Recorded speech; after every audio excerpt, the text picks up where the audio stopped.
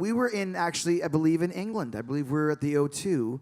And it was just one of those times, if you guys ever watched Raw, where they just put two bad guys together randomly. Like, I'll just put Owens and Jericho and against whoever and whoever. And it's like, okay, well, I remember I didn't know him at all, but just talking to him, it's like, he's pretty funny. He kind of reminds me of me. He's kind of a fun sense of humor and, self-deprecating and kind of goofy and all that sort of stuff.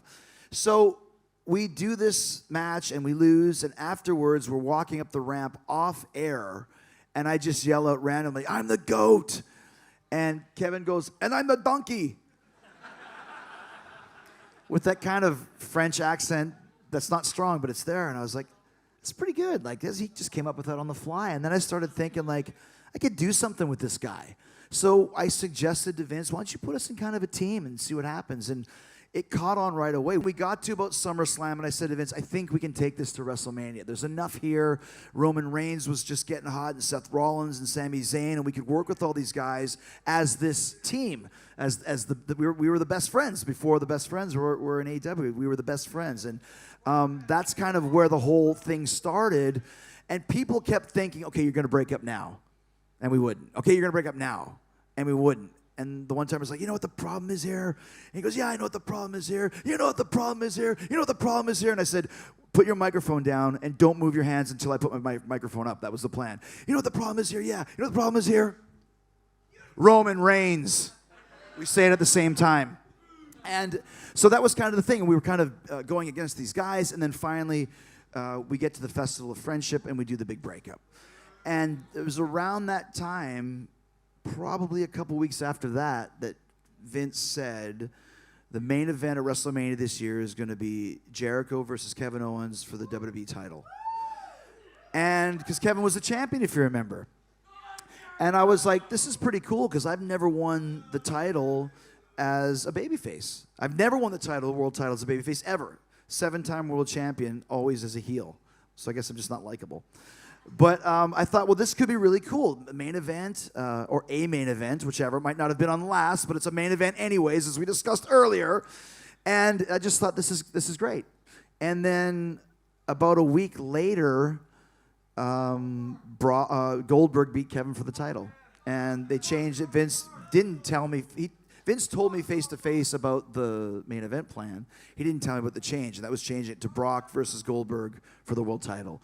So, I mean, I'm a big boy. I get it. I'm a professional. He changed his mind. It happens. It's not an insult to me or anything personal. But what really bugged me about that was we went from the main event of WrestleMania to putting us on second.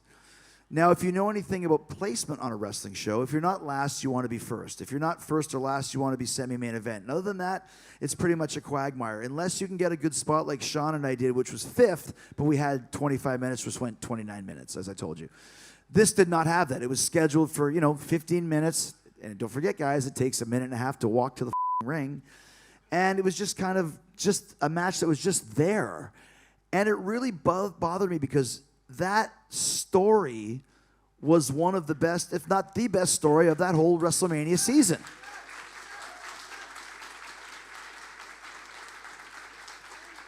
I still think the Festival of Friendship is one of the best segments in Raw history, Everyone said, we saw that turn coming. Like, you didn't see anything coming, I said I wanted it to start like an 80s David Lee Roth video and have it end like the Game of Thrones Red Wedding. We were just like, no, don't do it. Oh, he did it. So that all kind of led to when we were on second, I was already kind of like, I don't know if I could really want to be here anymore. And then we get the review from Vince for our match. Have I ever told you this before? Oh, I never told you this before.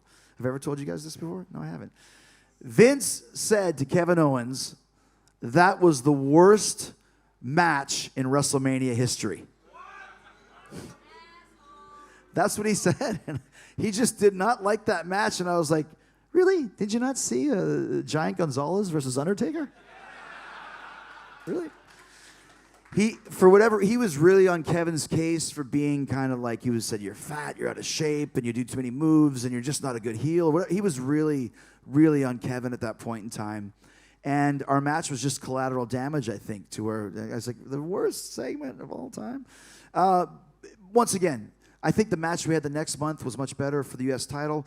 But where it was supposed to be similar to the match way back, as we were talking earlier, that was supposed to be the 4 McMahons in every corner, and I was supposed to be one of the guys going to the 3-way, and then this one was supposed to be main event, going to the second match of the card. Even though the story was the best story on the show, I knew it was time for me to leave.